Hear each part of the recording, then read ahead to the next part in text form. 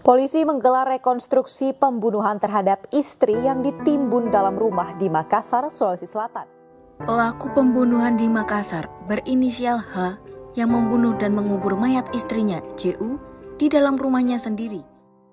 Halo Sobat HTW, hari ini kita akan menceritakan sebuah kasus yang baru-baru ini cukup menggemparkan warga Makassar. Kasus yang cukup pilu dan tragis tentang pembunuhan istri yang dicor di perkarangan belakang rumah oleh suaminya sendiri karena motif dugaan tuduhan perselingkuhan yang dilakukan oleh sang istri. Yang tragisnya, semua pembunuhan tersebut dilihat oleh anaknya yang berusia 11 tahun. Apakah tuduhan sang suami benar adanya? Selengkapnya mari kita simak di Harta, Tahta, Wanita. Awal kisah ada sebuah keluarga kecil, terdapat suami, istri, dan kedua anaknya. Seorang suami yang bernama Hengki yang berusia 42 tahun. Di sini tidak diketahui pekerjaan Hengki sebenarnya apa. Dengan istrinya Jumatia yang merupakan seorang ibu rumah tangga. Hengki dan Jumatia memiliki dua orang anak. Yang pertama perempuan berinisial V pada saat ini berusia 17 tahun dan adiknya yang berusia 11 tahun. Di sini tidak diketahui nama dari adik V tersebut. Mereka tinggal di Jalan Kandea 2, Kecamatan Bontoala, Makassar, Sulawesi Selatan.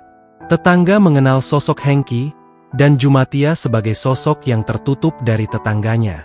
Bukan tanpa alasan, karena tidak lain Hengki melarang seluruh keluarganya untuk bergaul dengan lingkungan sekitar. Serta Hengki dan istrinya sering sekali terjadinya pertengkaran yang dapat didengar tetangganya. Hal itulah yang membuat tetangganya enggan untuk berurusan dengan Hengki. Karena bisa dibilang Hengki merupakan sosok yang sangat temperamen, problematik, dan tidak jarang suka melakukan kekerasan kepada istri dan kedua anaknya. Kasus ini bermula tepatnya pada tanggal 7 April 2024 yang lalu. Sikap Hengki yang kasar dan pemarah sering melakukan pemukulan terhadap anaknya V dan adiknya. Karena tidak tahan dengan perlakuan kasar dan temperamental dari sang ayah. Malam itu, V pun memutuskan untuk kabur dari rumahnya ke rumah Kasmi. Kasmi sendiri adalah kakak dari Jumatia. Bisa dibilang Kasmi adalah bibi dari V. Jarak rumah V ke rumah Kasmi diperkirakan berjarak 5 km. Setelah sampai di rumah Kasmi, V pun menceritakan apa yang dialaminya belakangan ini mengenai kekerasan yang dilakukan oleh ayahnya. V saat bertemu dengan Kasmi langsung memeluk Kasmi dalam keadaan menangis. Kasmi pun bertanya, mengapa V menangis? Hei, kau kenapa sayang? Bi, aku tidak tahan non ayah. Selalu saja memarahiku, memukul aku dan adikku. Aku tidak tahan, Bi. Kasmi, yang mendengar penuturan V tersebut pun, membawa V untuk melaporkan kepada pihak kepolisian di Polrestabes Makassar. Setelah didalami cerita dari V pun memberanikan diri untuk menceritakan tentang pembunuhan ibunya kepada polisi yang dilakukan oleh ayahnya. Selain ayah saya menyiksa saya dan adik saya, ayah saya juga membunuh mama saya, Pak. Tepatnya 7 tahun yang lalu. Dan jasad mama saya dikubur di belakang rumah oleh ayah saya. Setelah mendengar kesaksian dari V, Kasmi pun kaget dengan penuturan V, bahwa Hengki membunuh adiknya 7 tahun yang lalu. Setelah mendengar kesaksian V, kepolisian langsung bergerak cepat mendatangi TKP, di rumah V di Jalan Kandea, warga sontak bertanya-tanya atas kedatangan pihak kepolisian tersebut. Sebelum melanjutkan cerita, mari kita balik ke 7 tahun yang lalu, saat awal mula peristiwa itu terjadi. Kembali ke 7 tahun sebelumnya saat pembunuhan terjadi. Kejadian bermula pada Hengki yang melihat istrinya bertemu dengan mantan pacarnya di Jalan Lorong 1. Di sana Hengki melihat istrinya sedang mengobrol dengan mantan pacarnya. Setelah melihat itu Hengki yang merasa cemburu pun menunggu di rumahnya. Saat sudah sampai di rumah, Hengki pun menunggu istrinya di dalam rumah sambil duduk dalam keadaan marah. Setelah sang istri, Jumatia, pulang, Hengki langsung berdiri dan menanyakan tentang apa yang Hengki lihat di Lorong 1, dan menuduh Jumatia. Habis dari mana saja kamu? Tadi saya lihat kamu bertemu di Lorong 1 dengan mantan pacarmu itu. Mau selingkuh dari saya ya? Ucap Hengki, sambil menatap tajam istrinya, dengan nada meninggi. Lalu Jumatia menjawab, Bukan begitu, Bang. Kami mau ada acara.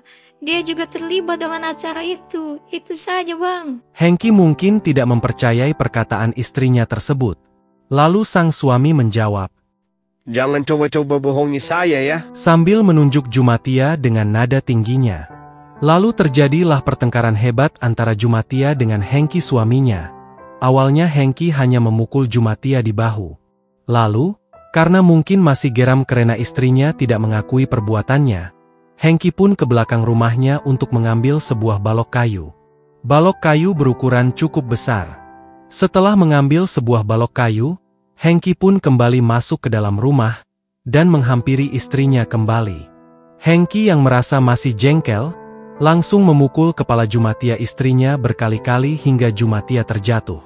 Dalam kondisi tidak berdaya, Jumatia dibaringkan di ruang tengah. Hengki yang mengira istrinya hanya pingsan hanya mengacuhkan Jumatia dalam kondisi terlentang di ruang tengah rumahnya. Anak-anaknya sering memang mendengar keributan orang tuanya tersebut. Adalah hal biasa situasi pada rumahnya yang dimana orang tuanya sering bertengkar. Terkadang di hati kecil anaknya Faye, merasa kasihan terhadap ibunya yang sering disiksa oleh ayahnya. Tapi apa daya dia tak kuasa untuk menolong ibunya. Faye, 2 hari terakhir ini menemukan ibunya tergeletak tidak berdaya pun tak bisa berbuat banyak.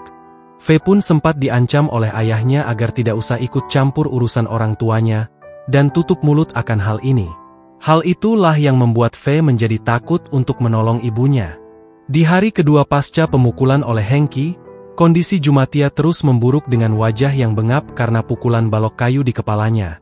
Dan Jumatia hanya bisa meringis kesakitan tidak berdaya, di lantai, dengan posisi yang sama, tergeletak di lantai ruang tengah rumahnya.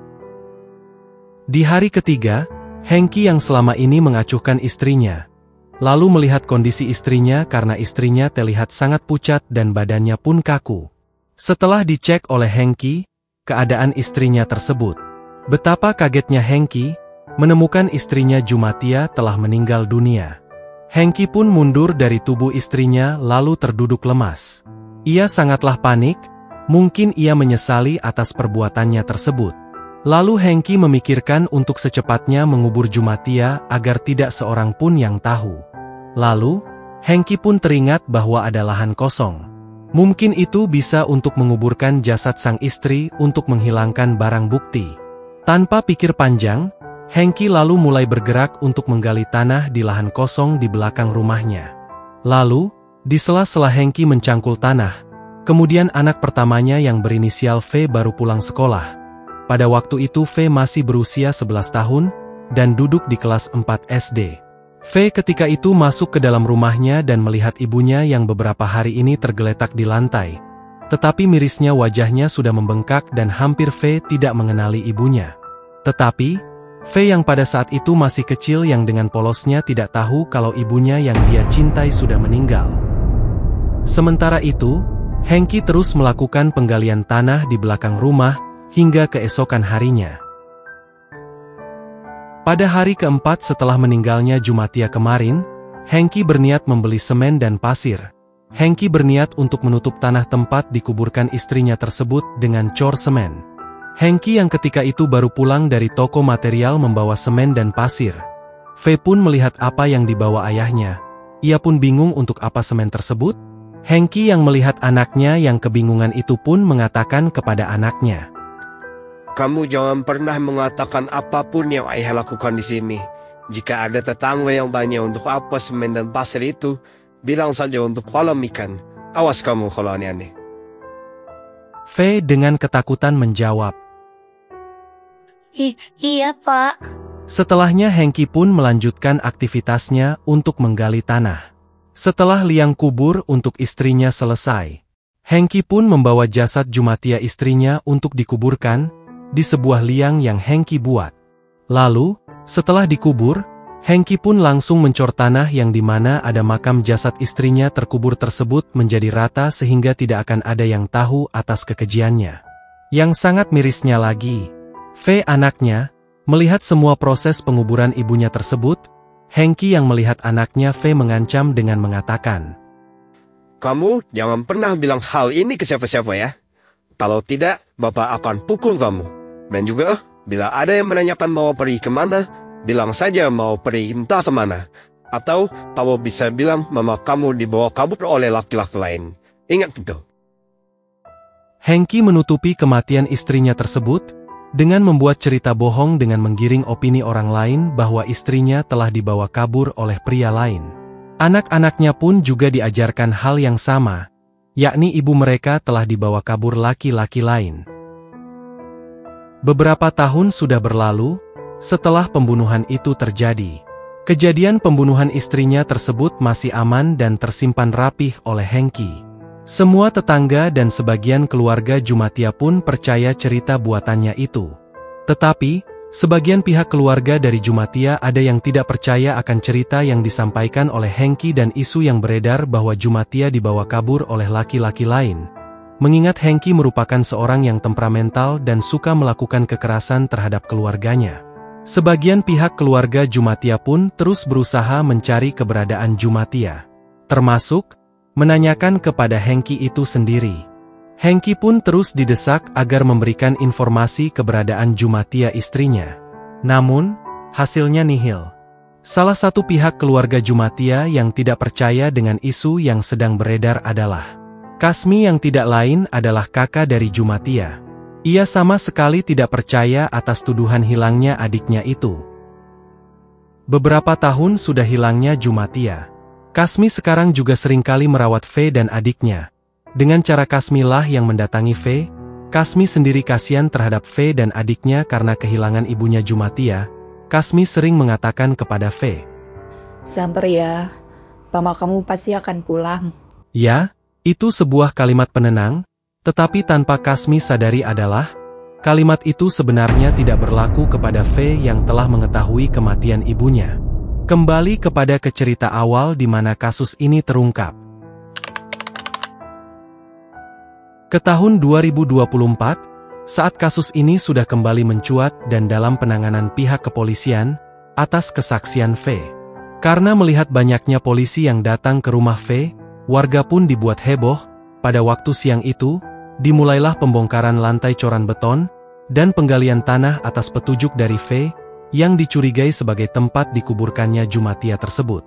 Setelah melakukan penggalian tanah, warga dan kepolisian sontak dibuat kaget melihat tulang belulang manusia yang dicurigai adalah Jumatia. Setelah ditemukannya tulang belulang ibunya, Fe, anak korban yang melihat proses pembongkaran tersebut pun tak kuasa menahan kesedihannya dan menangis histeris. Hingga tetangganya pun ikut membantu menenangkan Fe. Di lain sisi, setelah mencium kedoknya terbongkar, Hengki sempat melarikan diri dan bersembunyi. Sehari pasca penemuan tulang Jumatia tersebut, Hengki pun tertangkap oleh kepolisian yang bergerak cepat untuk menangkap Hengki, sang eksekutor, kasus pembunuhan Jumatia istrinya sendiri. Kasus yang telah lama ia tutup rapat. Tetapi, terkuak oleh anaknya sendiri, yang membongkar tabir rahasia ayahnya tersebut. Setelah mengumpulkan tulang belulang dan dibawa ke Bidokes, Polda Sulawesi Selatan. Untuk uji lab forensik, tanggal 24 April 2024 polisi mengumumkan hasil dari lab forensik bahwa benar, kalau tulang belulang yang ditemukan di rumah Hengki tersebut adalah Jumatia. Hengki saat ini telah dimasukkan ke penjara atas segala perbuatan yang telah ia lakukan. Hengki pun diancam pasal berlapis yakni pasal 340 KUHP tentang pembunuhan berencana dan pasal penganiayaan kepada kedua anaknya yakni Fe dan adiknya dengan ancaman pidana seumur hidup atau hukuman mati. Begitulah Sobat HTW, kisah dari seorang suami yang tega melakukan kekerasan ke keluarganya, dan dengan kejinya membunuh istrinya sendiri yang dilatar belakangi oleh dugaan perselingkuhan istrinya. Lebih mirisnya lagi, semua kekejian itu disaksikan oleh anaknya sendiri yang ketika itu masih kecil. Semoga dari kejadian ini, kita bisa mengambil pelajaran berharga dari kisah ini.